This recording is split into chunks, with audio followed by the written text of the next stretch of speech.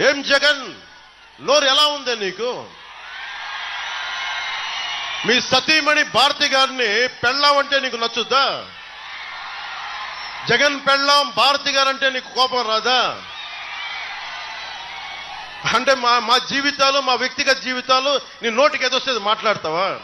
నీకు బుద్ధి ఉందా? నీకు ఏమాత్రం ఇంగిత జ్ఞానం ఉందా? నువ్వు ఒక ముఖ్యమంత్రివేనా?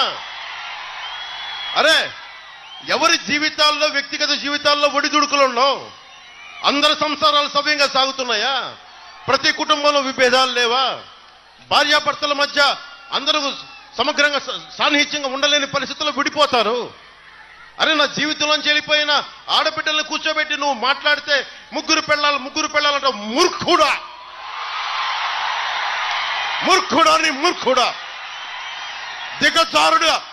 దిగజారిపోయిన మూర్ఖుడా.